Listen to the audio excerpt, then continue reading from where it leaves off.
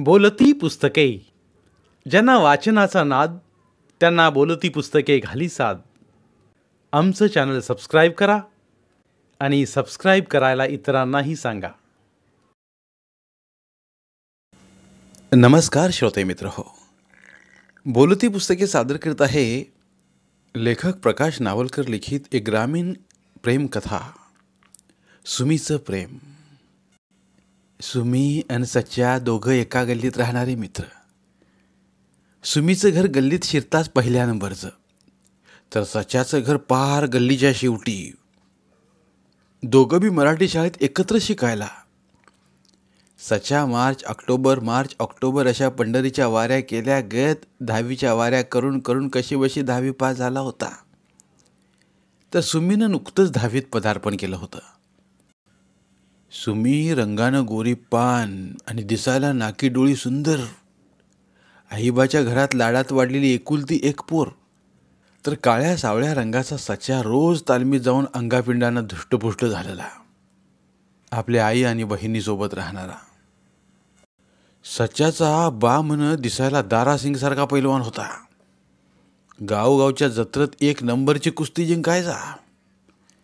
एकदा उसाच्या वावरात पाणी पाजताना वायरचा शॉक लागून तो मयत झालता. बा गेल्यापासनं घरची समधी जबाबदारी सच्यावर आली होती.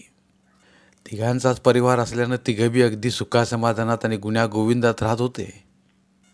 हाय त्या 2 एकरात राहून तो आई आणि बहिणीला सांभाळीत होता. 10वी पास होऊन पोलीस नाहीतर आर्मीत जायचं असं मनात ठरवून त्यानं रडत खडत कशी तरी 10वी पास केली. पण बाबाचं असं अचानक निघून जाणं त्याच्या इच्छेविरुद्ध झालं आणि त्यानं नोकरी करण्याचा नाद सोडून तो हाय त्या 2 एकरात राबू लागला. असाच एका संध्याकाळी सच्या तालमीतनं घरी आलता. घामानं अंग भिजलेलं, कुस्ती खेळून दंड आणि छाती फुगलेली, दोन्ही बाजूचं कान फुगून लाल भडक झालेलं, पायापासनं डोईच्या केसापत्र अंगावर चिकटलेली लाल माती तशीच त्याच्या अंगभर होती. सच्याची भन शेवंता ही सुमीची चांगली मैत्रीण.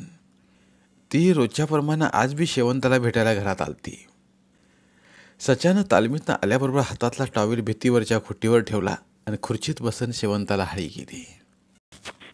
शेवंता, पाणी आणतीस का तांब्यावर? शेवंता परड्याकडच्या सोप्यात गोट्यातलं शेण काढीत होती. तिनं हाळी ऐकली. होय, आणतो दादा. हात शेणात आहेत ते धुतो आणि आणतो पाणी. असं म्हणत शेवंत हात धुवायला जाणार इतक्यात तिथंच उभी असलेली सुमी म्हणाली, अगं मी देतो पाणी. सुमीनं जेवणघरात जाऊन तांब्यावर पाणी घेतलं आणि सच्याला द्यायला चालली. बाहेरच्या सोप्यात दरवाजातनं येणारं गार वारं अंगावर घेत बसल्या सच्याकडे तिनं पाण्याचा तांब्या दिला. तालमीतनं दमून आलेल्या सच्यानं तसाच तो तांब्या तोंडाला लावला. सच्या घटाघटा पाणी पित असताना सुमीचं लक्ष त्याच्या पिळदार शरीराकडे गेलं. त्याच्या अंगावरनं गळणाऱ्या घामाच्या एका थेंबाकडे ती पाहतच राहिली. वयात आलेल्या 15-16 वर्षाच्या सुमीला सच्याच्या त्या पिळदार शरीराकडे बघून सिनेमातला नट आठवला आणि नकळत ती त्याच्या प्रेमात कधी पडली ते तिलाही कळलं नाही. हे वयच असं असतं, त्यात तिचा तरी काय दोष म्हणा. सुमी एकटक त्याच्या शरीराकडे बघत होती. पाणी पिऊन होताच सच्याचं लक्ष सुमीकडे गेलं. ए सुमे, ध्यान कुठं आहे तुझं? हा कुठं? काय नाही असं म्हणत ती मागच्या सोफ्यात गेली. येतो ग शेवंते. शेवंताकडे पाहत हसत हसत म्हणत मागच्या गल्लीनं तिनं आपलं घर गाठलं. त्या दिवसापासनं सुमी सच्यावर आपला जीव लावायला लागली. सच्या काय करतो काय नाही त्यावर पळत ठेवायला लागली. तो शेताकडे गेला की ही बी शेताकडे जायची. दोघांची शेतं बी जवळजवळच होती. सच्यासोबत जेवढं बोलता येईल तेवढं ती बोलायचा प्रयत्न करू लागली. डायरेक्ट प्रेमाच्या गोष्टी नसेनात का, पण तिला त्याच्याशी बोलायला आवडायचं. सच्या बी तिच्या प्रत्येक प्रश्नाला अगदी हजरजबाबीपणे उत्तर देऊ लागला. दोघांची बोलाबोली वाढत होती. वयात आलेल्या पोरांना प्रेमाची भाषा कळायला येळ लागत नसतो म्हणतात ते काय खोटं नाही. सुमी इतका सच्चा बी तिच्याबरोबर मिळेल तेव्हा बोलायचा प्रयत्न करायचा. त्याला बी ती बोलत्याला आवडू लागलं. कधी कधी सुमी सच्याला आडपडद्यानं बोलायची. ते सच्याला भारी वाटायचं. एखाद्या दिवशी सुमी घरला आली नाही तर त्याला कसं चुकल्यासारखं वाटायचं. दोघांची बोलायची एकांत जागा म्हणजे शेत. तिथं आजूबाजूला त्यांना बघणारं कोण नव्हतं. दोघं बी प्रेमात पार बुडून गेलते. आता सुमी सच्याशिवाय एक दिवस सुद्धा राहू शकत नव्हती.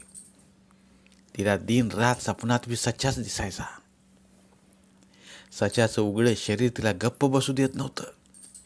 एकदा सच्यानं बाजूच्या गावात मोठी कुस्ती जिंकली तेव्हा साऱ्या गावातनं वाजत गाजत त्याची मिरवणूक काढली होती.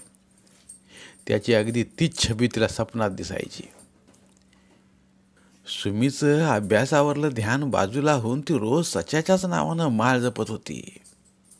त्यातच तिनं 10वीची परीक्षा अभ्यास न करताच दिली.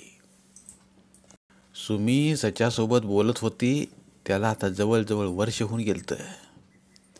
सच्या बी तिच्यावर मनापासनं प्रेम तर करीत होताच, पण दाखवताना तो आपलं काम भलं आणि आपली तालीम भली या पलीकडं आपलं कशातच लक्ष नसल्यासारखं तो दाखवायचा. म्हणतात ना की मांजर डोळे मिटून दूध पिताना त्याला वाटतंय की आपल्याला कोण बघतच नाही. तशीच सच्याची अवस्था झाली. सच्या असं दाखवायचा की आपण तिच्याशी जास्त काय बोलतच नाही. तो जेवढ्याच तेवढंच राहायचा प्रयत्न करायचा. एके दिवशी सच्या घरात असताना सुमीनं त्याच्यासोबत दिवसभर बोलत बसायचं ठरवलं. एकांतात बसून ती दोघं त्यांच्या पुढच्या आयुष्याची स्वप्न ठरवणार होती. ठरवल्याप्रमाणे सुमीनं शेवंताला मुद्दामच आपल्या घरला बोलवलं आणि स्वतः पाठच्या दारानं सच्याच्या घरला गेली. इकडं सुमीनं बोलवलंय म्हणून शेवंतानं हातातलं काम तिथंच ठेवलं आणि ती सुमीच्या घरला आली. घरासमोर येऊन तिनं दरवाजातनं झाडी दिली. सुमन, ए सुमन. अगं आत्ताच कुठं बाहेर गेली बघ. घरातनं सुमीच्या आईचा आवाज आला. शेवंता विचारात पडली. मला बोलवून ही कुठे गेली असल विचार करत ती तिथंच उभी होती. तवर तिचं लक्ष तिथं समोरच्या कट्टीवर गेलं. तिथं पोरी काचा कवड्याने खेळत होत्या. त्यातल्याच एकीला तिने विचारलं, वय गो पोरींनो, सुमीला कोणी बघितले असत काय? अगं अक्का, आत्ताच मी तिला मागच्या गल्लीत गेलेली बघितली. मागच्या गल्लीत होय? वय मागच्या गल्लीत. बरं बरं. असं म्हणत शेवंता तशीच मागच्या गल्लीनं घराकडे चालली. शेवंताला कोडं सुटना मला घरला बोलवून ही मागच्या गल्लीनं का गेली असेल ते. इकडं सुमी सच्याच्या घरात आली. ती घरात येताच दावणीला बांधल्या मशीनं आपली शेपूट अशी काय फिरवली की सुमीच्या ड्रेसवर सगळ्या शेणामुताची डिझाईन निघाली. मधल्या झोप्यात खुर्चीत बसल्या सच्यानं ते पाहिलं. त्याला हसूच आलं. सुमी रागानं सच्याकडे बघायला लागली. मशीन शिपूट मारली आणि तू हसतोस वैर मला? हसू नाही तर काय करू? ड्रेस बघ तुझा. हसून देत. शेवंत आहे का घरात? असेल बघ की घरात, सच्यानं उत्तर दिलं. शेवंता घरात नाही ते सुमीला ठावं होतं. तिनं आपला डाव साधायसाठी उगाच विचारलं. सुमीनं पाय आपटत आतल्या सोप्यात जाता जाता तोल गेल्याचं नाटक केलं आणि ती सच्याच्या अंगावरच पडली. ती अशी काय अंगावर पडली की सच्याच्या अंगाला जणू 360चा करंटच बसला. इतक्या दिवस ते दोघे फक्त बोलत होते, पण दोघं कधीच जवळ आले नव्हते. त्यामुळं आज अचानक सुमीचं हे वागणं त्याला काय वेगळंच वाटलं. काही वेळ सुमी अशीच अंगावर पडून राहावी असं त्याला वाटत होतं. पण घराचं दार उघडं असल्यानं आपण असं करणं म्हणजे सुमीचा गैरफायदा घेतल्यागत होईल, म्हणून त्यानं तसा विचार करायचा बंद केला. सुमीच्या अंगाचा स्पर्श होता सच्याला काय करावं ते सुचेना. तवर सुमीनं दुसरा डाव टाकला. तिला बी सच्यानं आपल्याला असंच मिठीत घ्यावं असं वाटत होतं, पण तिला हेही माहीत होतं की सच्या असं काही करणार नाही. म्हणून पाय मुरगळल्याचं आणखी एक नाटक करत ती उठता येईना का बसता येईना असं करायला लागली. ती रडायचं नाटक करायला लागली तसं सच्यानं तिला अलगद उचलली. तेवढ्यात शेवंता दारात आली. तिनं समोरचं दृश्य पाहून न पाहिल्यासारखं केलं. तिला बघताच सुमी भोकाडपासून रडायला लागली. तिला रडण्याचं नाटक करण्याशिवाय आता पर्यायच नव्हता. सच्यानं तिला अलगद खाली ठेवली. काय ग सुमन, काय झालं रडायला? अगं तुझ्या दादानं पाडलं ना मला. असं बोलताच सच्या सुमीकडे बघतच राहिला. हा? सच्याला काय बोलावं तेच कळेना. शेवंताला असं अचानक दारात बघून सुमीचा सगळा प्लॅन चौपट झाला होता. दादा थांब, मी आईलाच नाव सांगते आता. ए सुमे, लावीन 2 कान सुलात. काय झालं ते सांग समजा तिला. अगं खोटं बोलतोय तुझा दादा, त्यानंच पाडलं मला. हे ऐकताच सच्यानं जोरात सुमीच्या दंडाचा चिमटा काढला. आई गो, बघितलंस काय ग शेवंता? वय कळतंय मला सारं. सुमन, तू मला घरला बोलवून इथं आमच्या घरात काय करालीस ते सांग अगोदर. अगं मी तुला घरला बोलवलं खरं, मग म्हणलं आपणच जाऊ तुझ्या घरला. सुमन, मी बारकी नाही आता, समज कळतंय की मला. मला घरला बोलवून तू इथं ह्याच्या संग बोलत बसलीस आहे ते. रोज सकाळ संध्याकाळ माझ्या घरला येणं, दादा संग गुलू गुलू बोलणं, आई असली की मोजकंच बोलायचं, हे सगळं सगळं आता माझ्या ध्यानात आलंय. म्हटलं माझ्या दादावर लाईन मारतीस काय? ए बाई, तसं काय नाही. हं जमूनच सुमीनं घरला धूम ठोकली. सच्या आणि शेवंता पळत्याला सुमीकडे बघतच राहिली. दादा, अरे हिचा पाय मुरगळला होता ना मग. अगं म्हणूनच तिला उचलून घेतली मी. बघ बाबा, काय खरं नाही तुझं. शेवंता तू बी, असं म्हणून तो शेवंताकडे बघायला लागला. खरं तर सुमी अंगावर पडली तवाच त्याला गुदगुल्या झाल्या होत्या आणि आता शेवंतानं त्यात भर घातली होती. सांजला सच्या दूध घालायला डेअरीवर जात होता. नेमकं तवा सुमी बी दूध घ्यायला डेअरीवर आलती. सुमीला बघून सच्या नकळत हसला. सच्याचं हसणं बघून सुमीनं न बघितल्यागत करत ती सच्याचा नंबर येईस्तोवर थांबली. मापाडी दूध मोजून घेता घेताच म्हणाला, ए सुमन, आणते भांड. हे नको, मला सचिनचं दूध पाहिजे. तिनं असं म्हणताच मापाडी सच्याकडे बघत हसला. सच्याचा नंबर आला तसं सुमीनं भांडं पुढं केलं. सुमी ज्याच्याकडनं रोज दूध घ्यायची ती शांता काकू मापाड्याला म्हणाली, शंकर, अरे माझ्या दुधाचं फॅट काय कमी लागतंय काय? नाही काकू, तुमच्या दुधाला फॅट बरोबर आहे. आजपासनं सुमीला सच्याचं दूध आवडायला लागलंय. मापाडी असं बोलताच डेअरीतली सगळी माणसं खो खो हसायला लागली. शांता काकू हसत हसत बाहेर गेली. कारण सुमीला मापाडी काय बोलला त्याचं काय बी वाटलं नाही. दिवसामागून दिवस जात होतं. सुमीचं सच्याला भेटणं आता जास्तच होत होतं. गावगाड्यात आणि शेत शिवारात सुमीच्या आणि सच्याच्या प्रेमाच्या गोष्टी दबक्या आवाजात बोलल्या जात होत्या. गावच्या पारावर बसली माणसं बी आपापसात कुजबुजत होती. खरं पुढं होऊन विचारणारं कोण नव्हतं. सुमीचा बा महाबिलंदर माणूस, त्यात सेवा सोसायटी आणि गावच्या पतपिढीचा चेअरमन, सरपंच आणि तो कायमच संकट असायचे. जसा की तो सरपंचाचा उजवा हातच होता. तालुक्यातल्या राजकारणी लोकात उठणं बसणं होतं त्याचं. उगाचच कोण पातळ चिखलात दगड मारून अंगावर चिखल उडवून घेणार म्हणूनच कोण चौकशी करीत नव्हतं. एक दिवस शेतात भांगलताना तुळसा मावशी न राहून सच्याच्या आईला म्हणालीच, वय ग रखमा, आमदा काय सच्याचा हात पिवळं करायचा बेत आहे का नाही? करायला तर पाहिजेलच ग. कोण पोरगी असली तर बघ की तुझ्या नजरेत. पोरीसनी काय दुष्काळ आहे वय ग रखमा? अगं मग बघ की कोण एखादी पोर असली तर. पोरी काय ढीगभर गावतील ग.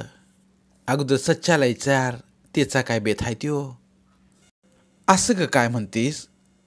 काय सांगेल ते? आम्ही जाणत्या माणसांनी पुरी बघायच्या का तेलाच बघ म्हणून सांगायचं. हातातलं खुरपं भुईसंग खेळवत तुळसा मावशी म्हणाली, रखमा, गावभर लोक कुजबुजायला लागल्यात सच्याचा आणि सुमीचं काहीतरी हाय म्हणून. कुठं आहेस तू? आता र माझ्या देवा, तुळसा मावशीचं ते बोलणं ऐकून रखमा पातीवरच बसली. माझा सच्चा तसलं काय करणार नाही ग. अगं सारं गाव बोलायला लागलंय. घरातली पोरं जाणती झाली की बाहेरच्यासने अगोदर कळतंय. हे तर माहीत आहे नव तुला. हे बघ, त्या सुमीचा बा लई वांड आहे बाई. मला राहवलं नाही म्हणून तुला आपलं सावध केलं बघ. अगं ती भैमाली, तिचा लागला पाठ तिचा त्यो रोजच असती आणि हो शेवंती बरोबर. मला अगं काय दक्कल हे असं असेल ते. आज तुला ठावं होतं तर सांगशील का नाही खुळे तू तरी. अगं सारं गाव बोलायला लागलं या. मला वाटलं असेल तुला ठावं. तू काय खुळी कशानी ग. मला ठावं असतं तर मी गप्प बसलो असतो भाई ग. आता झाल्यालं झालं. चार दिवशी तुझ्या पोराला विचार बरं, नाहीतर लई मोठा अनर्थ होईल रखमा. लई. अगं तो सुमीचा बा म्हण लई कडू माणूस हा आहे. तुळसा मावशी सच्याच्या काळजीनं त्याच्या आईला सांगत होती. त्याच्या आईनं सगळं ऐकून घेतलं आणि आज एक दिवस कामावर आल्या तुळसा मावशीला मनातल्या सगळ्या शंका कुशंका विचारायला लागली. भांगलाची पात तिथंच ठेवून दोघी बी पाणी प्यायला म्हणून बांधावरच्या झाडाखाली आल्या. मगापासनं तुळसा मावशीनं सांगितलेलं समज ऐकून सच्याच्या आईला घाम फुटला. मातीच्या घागरीतलं तांब्यावर पाणी तिने घटाघटा पिलं आणि कनवटीची राखुंडी काढली. दोघींनी जरा जरा राखुंडी लावली. सच्याच्या आईनं तुळसा मावशीला काळजीपोटी एक नवनी केली. माझं एक काम कर, रातच्याला मालकाला घेऊन घरला ये. तुझा मालक 4 माणसात उठत्या बसत्याला आहे. तो सच्याला समद बैजवार विचारेल. बाप्याला बाप्याच बरोबर उत्तर देईल. मी बलिवलंय म्हणून सांग. आज विचारूनच घेऊया सच्याला. तू बोलल्यापासून माझ्या जीवाला घोर लागलाय ग तुळसा. हे कुलतं एक पोर माझं. असं म्हणत सच्याची आई रडायला लागली. गप गप नका रडू गप. काय नाही होत सच्याला. विचारतो माझ्या मालकाला आणि येतो घेऊन घरला. तू गप. असं म्हणत रखमानं तिचं रडणं थांबवलं. सच्याला काय आणि कसं बोलायचं हे दोघींनी दिवसभरात ठरवलं. सच्याच्या आईनं दिवसभर भांगलन करून जेवणाचा एक घाससुद्धा खाला नव्हता. तिला सच्याची काळजी वाटत होती, कारण सुमीचा बा जेवढा चांगला तेवढाच वाईट होता हे ती ऐकून होती. मागं एकदा असंच एकानं त्याच्या बायकोची छेड काढली म्हणून त्यानं त्याला चौकातल्या झाडाला बांधून मारलं होतं. ते राहून राहून तिच्या डोळ्यांसमोर यायचं. आज दिवसभर रडून रडून तिचं डोळं सुजलं होतं. आपल्या लेकाला असं मारलं तर, असा विचार करूनच ती अर्धमेली झाली. तिनं शेतात कसा तरी दिस घालिवला आणि ती घरला आली. घरात पाय टाकती की नाही तो तिला समोर सुमी आणि सच्या बोलत बसलेली दिसली. ते बघून तिच्या तळपायाची आग मस्तकात गेली. तिच्या मनात आलं की हिच्या झिंज्या धरून हिला घराबाहेर काढावं. खरं स्वतःला आवरत ती काय न बोलताच घरात आली. तिला आलेली बघून शेवंतानं आईला तांब्याभर पाणी दिलं आणि चहाला ठेवलं.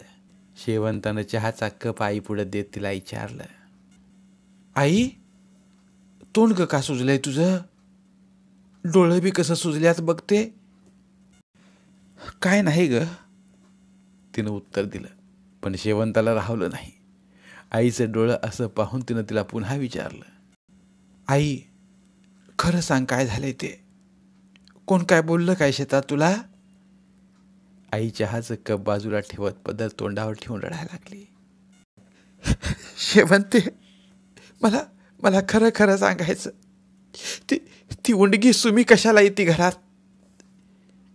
सुमीचं नाव काढता शेवंता चपापली. काय चाललंय माझ्या घरात. ह्यो भाड्या तिच्या नादी लागलाय वई. आई आई तू जरा शांत हो अगोदर. काय शांत हो. सारं गाव नाव ठेवालं या गिरण्याला. बाचं नाव पुरा धुळीला मिळवलं या भाड्यानं. बघून बघून तीच भवानी भेटली होय याला. त्यांचं आत बोलणं चालू होतं तवर सच्याची आई आलेली बघून सुमी घरला गेली. सच्या बी उठून कट्टीवर बसायला गेला. आत काय चाललंय ते त्याला माहीतच नव्हतं. आत शेवंता बी आईचं बोलून होईस्तोवर काय बोलली नाही. आई शांत झाल्यावरती बोलली, आई मी तुला सांगणारच होती ह्यांचं काय चालू आहे ते. त्यावर आई पुन्हा पिसाळली. अगं कव्हा सांगणार होतीस? माझा जीव गेल्यावर? तुला माहित नाही तिचा बा काय पावरीचा आहे त्यो? तू बी सामील असशील त्यात. असं म्हणत ती परत रडायला लागली. मग शेवंतानं काय विषय काढलाच नाही. जेवणाच्या वेळी रोज न चुकता तिघं मायलेकरं जेवायला बसली. पण आज आई ताटावर नव्हती. तेव्हा सच्यानं शेवंताला विचारलं, आई जेवायला का नाही सोबत? शेवंतानं जरा रागातच उत्तर दिलं, जाऊन विचार जा की तू. ती तशी जेवायला लागली. कधी नाही ते शेवंताचं असं उलट उत्तर ऐकून सच्या बी सावध झाला आणि आईजवळ जाऊन तिला विचारणार तूच तुळसामावशी एक भाकर आणि त्यावर ओल्या मिरचीचा खरडा पदरा आड लपवून घेत घरात आली. शेवंता एकटी जेवतेली बघून तिने विचारलं, आई जेवली काय ग शेवंता? नाही ग मावशी, तू तरी सांग तिला. अगं तिनं सकाळपासून काय खाल्लं नाही. उलटीव तिला. हे ऐकून शेवंताचा घास तसाच परत ताटात गेला. सच्या बी तुळसा मावशीकडे बघायला लागला. मावशी, आई आणि तू संकट गेलताना हो शेतात. आई का जेवाय नाही? तू विचार की बाळा. शेवंतानं दिलं उत्तर तुळसा मावशीनं बी दिलं. आता मात्र सच्याला कळून चुकलं की नक्कीच काहीतरी भानगड आहे. सच्यानं पुढं होऊन आईला आवाज दिला, आई काय होतंय तुला? सकाळी बी जेवली नाहीस म्हण तू. तुळसा मावशी म्हणाली, जवान पोरगा घरात असला आणि नको त्या मार्गाला लागला तर कुठल्या आईला जेवण गोड लागल बाळा? हे ऐकून सच्याला कळून चुकलं की आईला सारं माहीत झालं आहे. त्यानं शेवंताकडे तिरक्या नजरेनं पाहिलं. बोलणं चालू असताना तुळसाचा मालक घरात आला. काय सचिनराव, काय चाललंय? या काका, काय नाही बघा, चाललंय की बरं. तुळसाचा मालक आलेला बघून सच्याची आई हातरुणावर उठून बसली. सच्यानं त्यांना बसायला घुंगडं हातरलं. कसं काय न केलं काका? बघूया म्हटलं यावं. खूप दिवस झालं यायला भेटलं नाहीये. म्हटलं एक चक्कर टाकावी. तसं बी तुझी आई म्हणाल ती येऊन जावा म्हणून म्हटलं जावं. आणि एक काम बी होतं. बोला की काका. ते नव्ह, एक चांगली पोरगी आहे पारगावची. बघूया काय? सच्याची आई लगेचच म्हणाली, तुम्ही जागा काढलाय म्हणजे चांगलंच असेल की.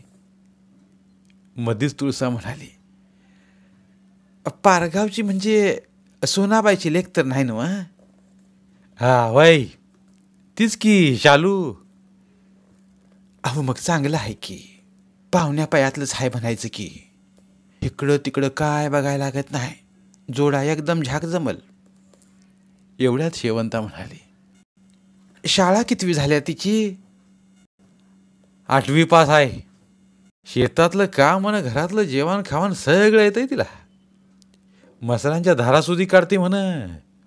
हे ऐकून सच्चा गपगार पडला. आता काकाला काय आणि कसं बोलायचं ते त्याला कळेना. मगाधरनं गप्प बसलेली सच्याची आई ताडकन म्हणाली, उद्या जाऊया काय रे बघायला? सच्या एक नाही की दोन नाही. हे सचिनराव, काय म्हटली आई? काय ते? सच्या कावरा बावरा होऊन बोलला, अरे काय ते म्हणजे काय? कुठं ध्यान आहे तुझं? जाऊया का उद्या बघायला? थांबा की 4 दिवस जरा. 4 दिवस कशाला थांबायचं आता? इतकं दिवस थांबलाव ना मग. सच्याची आई म्हणाली, अगं आई, विचार तरी करू दे मला. कसला विचार करतोस मुला? गावभर लोक माझ्यावर चिक्कोल फेकाल्यात. बाच्या माघारी वळण नाही लावलं म्हणत्यात. शिवारात गेलं की तुझीच चर्चा, गावात गेलं की तुझीच चर्चा. हे बघ सच्या, तुझं काय कसं बी लगीन होईल, खरं तुझ्या मागं शेवंताचं बी लगीन करायचं आहे हे ध्यानात ठेव. तू जर काय उलटसुलट वागलास तर शेवंताला जागा येणं कठीण होऊन बसल. आई एकदम खवळून बोलत होती. ते खरंही होतं. आपण जर वाकडं तिकडं काय केलं तर समाजातले लोक शेवंताला जागा येऊ द्यायची नाहीत. हे मात्र अगदी वारा आणे खरं होतं. आईचा आजचा असा अवतार त्यानं आधी कधी पाहिला नव्हता. सगळ्यांचं ऐकून घेतल्यावर सच्या म्हणाला, आई, माझं प्रेम आहे सुमीवर. लगीन करणार तर तिच्यासोबतच, नंतर कोणासोबतच नाही. हे ऐकून सच्याची आई मटकन खाली बसली. तुळसाचा मालक खिशातली तंबाखूची डबी काढीत म्हणाला, सचिन, म्हणजे तू तिच्याशी लगीन करणार हे ठरवलं असंच म्हणायचं तर? हं? वय काका. अरे पण तिचा बा ऐकल का हे? सुमी सांगतो म्हणाली या बाबाला आपल्या. सुमी सांगून तो ऐकणार असं वाटतंय तुला? वय, तो नाही म्हणणार नाही आमच्या लग्नाला. बरं, तो आपली पोर तुझ्यासारख्याच्या गळ्यात का मारल सांग मला? हा, तुझ्याकडे असं काय आहे ते बघून तुझ्यासोबत लगीन लावलं तो पुरीचं? खचून तुझ्याकडं माळवटीची 2 एकर जमीन आणि हे 2 सोप्याचं 40 वर्षापूर्वीचं घर, हे बघून तो सुमीला तुझ्या हातात दिलं असं वाटतंय तुला? अरे जरा शाण्यासारखा विचार कर. लई बिलंदर आहे ती हो. काका, माझ्यात काय कमी आहे वो? हाय त्या 2 एकरात अजून सोनं पिकवीन मी. फक्त मी नोकरीला नाही एवढंच, पण स्वतःच्या शेतात राबून खातोय मी आणि आई बहिणीचं पोट भरतोय. मी काय यसनी आहे का जुगारी? नाहीतर लुळा पांगळा तर नाही ना मी? तुम्हीच सांगा. अरे तू एक नंबरात आहेस ते आमासनी दखल आहे की, खरं त्यासनी कोण रे सांगणार हे? काका, मला दखल आहे. तुमचा बी चांगला मैत्र आहे सुमीचा बा. तुम्ही विचारून बघा. मी तुमच्या लेकरासारखाच आहे ना. माझा बा असता तर तुम्ही बी बासारखंच वागला असतासा की. मग तुम्ही करा की आमच्याकडनं रीतसर बोलणी. सच्यानं तुळसाच्या नवऱ्याला बरोबर बोलण्यात अडकवलं होतं. सच्याची आई आणि तुळसा एकमेकींकडे बघायला लागल्या. तंबाखूची चिमट फटाकली धरत तुळसाचा मालक उठत उठत बोलला, बघतो का तरी? तोवर तुळसा मावशी सच्याला म्हणाली, मुला, सुमी सोडून कुठली बी पोर दावशील ती तुला करून आणू आले का? हिचा एवढा नाद सोड बघ. अगं मावशी, ऐक माझं. काय नाही करणार बा तिचा, मी सांगतो तुला. सच्याचा आत्मविश्वास एकदम ढकात गेलता. तवर दारावर कोणीतरी आलं. सच्या, ये सच्या, लेका दार उघड लवकर. कोण ते? सच्यानं विचारलं. तुला काय आवाज ओळखना काय रे?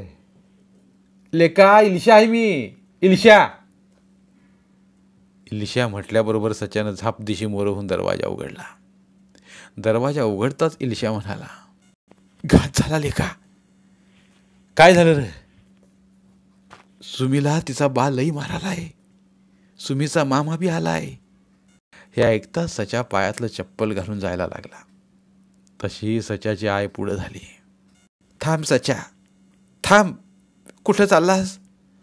कुठं चाललास म्हणजे? अगं आहे, तुझ्या होणाऱ्या सुनाला तिचा बा मारालाय आणि मी इथं गप्प बसू? अरे तुझं डोकं थाऱ्यावर हाय काय? वल्ल्याबरोबर वाळलं बिजळतंय. जरा थंड डोक्यानं विचार कर. तू तिथं गेलास तर अजून राडा होईल. तेवढ्यात तुळसाचा नवरा पुढं झाला. सचिन, मला सांग, पेटतेल्या आगीत त्याल वत्त्यात काय पाणी रे? तिथं तिला मारझोड चालू आहे. तू तिथं जाऊन तुलाच काय दगाफटका झाला तर? तसं बी अजून तुझ्या पुत्र काय आलंय काय? तर नाही हे? मग जरा दम काढ आजची रात. सकाळीच आपण 4 जाणती लोक घेऊन जाऊया रीतसर बोलणी करायला. कसं? ते ऐकून इलिशा म्हणाला, वय वय सच्या. काका म्हणत्यात तेच खरं आहे लेखा. रागाला डोळं नसत्यात आणि तो सुमीचा बा जरा तिसरटच आहे. तू एक काम कर, माझ्या घराला झोपायला चल आजची रात. वय दादा, इलासदा म्हणतोय तसंच कर. तिच्या घराला जा झोपायला आज. शेवंता भावाच्या काळजीनं त्याच्या चांगल्यासाठी सांगत होती. रात्रीचं कोण आलं आणि दादाला मारलं तर या भीतीनं ती इलासला सच्याला सोबत घेऊन जायला सांगत होती. इकडं सच्याच्या आईला दरदरून घाम सुटला. ती उभ्यानंच खाली कोसळली. ती सकाळपासून जे विचार करीत होती अगदी तसंच व्हायला लागलं होतं. सच्यानं आईला उचलली आणि खाटावर झोपवली. तुळसा मावशी तिचं पाय चोळायला लागली. शेवंता रडत रडतच आईजवळ बसून तिचा हात चोळायला लागली. तुळसाच्या नवऱ्यानं तुळसाला शेवंताजवळ राहायला सांगितलं आणि सच्याला इलासच्या घराला पाठवलं. इलास बी लई पावरीचा. त्यानं सच्याला घेऊन थेट शेतातलं घर गाठलं. कारण इलासला सच्याच्या घरात जाताना सुमीच्या मामानं बघितलं होतं. इकडं सुमीला मार मार मारलं. खरं तिनं एका शब्दानं बी सच्याचं नाव सांगितलं नाही. तिला माहीत होतं मी जर सच्याचं नाव घेतलं तर रात्रीतनं सच्याला उचलतील, म्हणून तिनं मार सहन केला. सकाळ झाली आणि सरपंचाचा घरगडी सदू सच्याच्या घरला आला. दारातनंच त्यानं हळी केली. रखमा मावशी हाय काय? घरात शेवंता झाडलोट करीत होती. सच्याची आई अजून हातरुणातनं उठली नव्हती. सच्याच्या काळजीनं तिचा रात्रभर डोळ्याला डोळा लागला नव्हता. सदूचा आवाज ऐकता तिचं काळी चर्र झालं. शेवंतानं आवाज दिला, या की मामा. आई हाय काय मुला? सदू घरात येत म्हणाला. हाय नव. काय ते सदू? सच्याची आई म्हणाली. सरपंचानं घरला बोलिवलंय मावशी. बरं बरं येतो म्हणून सांग बाबा. शेवंता आईला न सांगता तुळसा मावशीच्या घरला गेली. तिचा नवरा चहा पित होता. काका घरला चला लवकर, आईनं बोलिवलंय. का र मुला, काय झालं? काका तो सरपंचाच्या घरातला गडी सदू मामा आलाय. हो पुढं, मी आलोच बघ, असं म्हणत त्यानं शेवंताला घालिवलं. इकडं सच्यानं सकाळी यरवाळी उठून इलिशाच्या उसातला भाराभर पाला काढला होता. त्यानं पाला मोटरसायकलला बांधला आणि मुद्दामच सुमीच्या गल्लीनं खाली आला. त्याला सुमीच्या घरचा ताला माला बघायचा होता. पांदीतनं वर येताना सच्याला सुमीची मैत्रीण सरला दिसली. तशी गाडी थांबून त्यानं सरलाला सुमीबद्दल विचारलं. सच्चा, तुझ्या पायी लई मार खाल्लाय बघ सुमीनं. उद्या संध्याकाळी तिला मामाच्या गावाला पाठवाल्यात म्हणा. सच्याला ही बातमी लागता त्यानं इलिशाचं घर गाठलं. इलिशानं सच्याला गवताच्या भाऱ्यासंग बघता तो चपापला. काय र, काय झालं? इकडं कुठं गावात घेऊन? लेका तुलाच भेटायला आलतो. घरला ये लवकर, काम आहे महत्वाचं.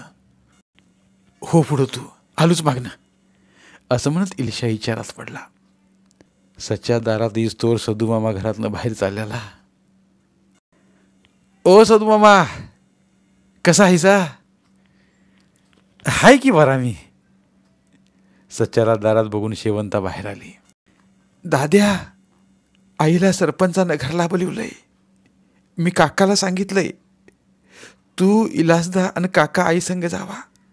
तुळसा मावशी बी येईल आई संग. बरं बरं, असं म्हणत त्यानं गाडीवरला गवताचा भारा खाली उतरला. वल्ल गवात बघून गोट्यातली जनावरं धडपडायला लागली. गवात सोडून त्यानं गोरणीत 2-2 पेंड्या टाकल्या. तवर तुळसाचा नवरा घरात आला. या काका, आणि कोणी जाणता माणूस घेता का बरोबर? कशाला रे गाव गोळा करायचा आणि घरातलं भांडण गल्लीत न्यायचं? मी हाय, इलास हाय, तुळसा बी येतो म्हणाली. या आणि कोण कशाला पाहिजे ते? तू हातपाय धु, तवर इलास येतोय. सच्या हातपाय धुवायला लागला. मागोमाग इलिशा आला. शेवंतानं दोघांनी चहा दिला. तवर सच्या आला. शेवंतानं त्याला बी 1 गिलास भरून दूध दिलं. चहा पीत पीत तुळसाच्या नवऱ्यानं विषय काढला. हे बघ सचिन, सरपंचाच्या घरात गेल्यावर बोलता बोलता वाद होईल, तवा आपण जास्त ताणून धरायचं नाही. हे बघ, त्यांची पोरीकडली बाजू आहे. त्यांना राग येणार येणार, ते काय एका दुसरा शब्द बोलतील बी, तवा वाईट वाटून घ्यायचं नाही. मला एक सांग, तुला तिच्याशी लगीन करायचं आहे काय?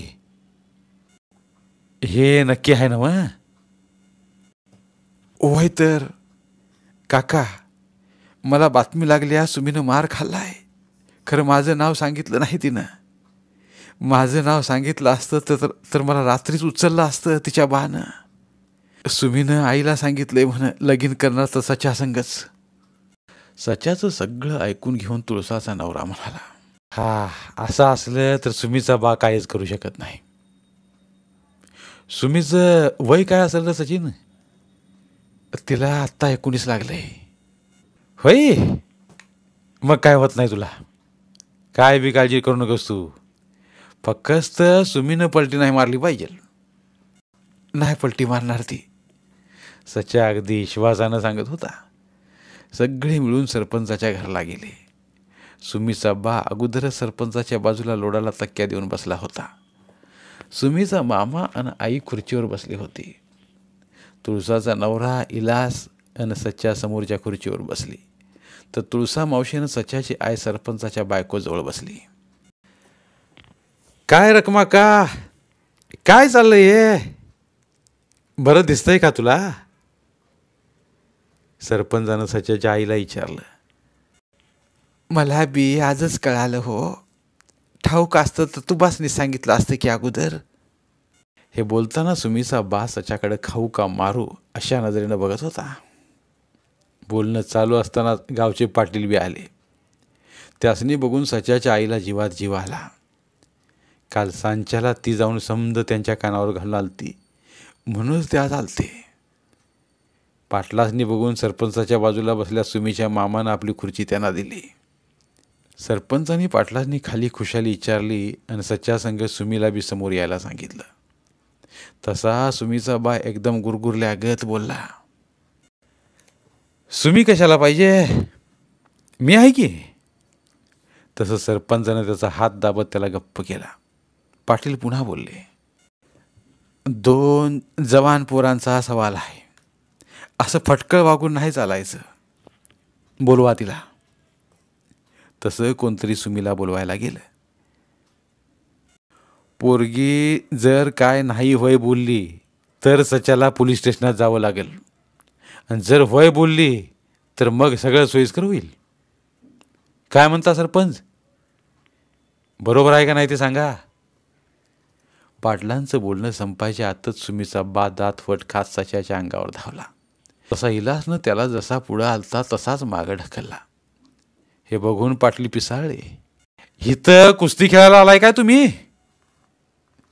पाटलांनी असं म्हणता सरपंच सुद्धा सुमीच्या बावर खेकसले. वातावरण एकदम तापलं.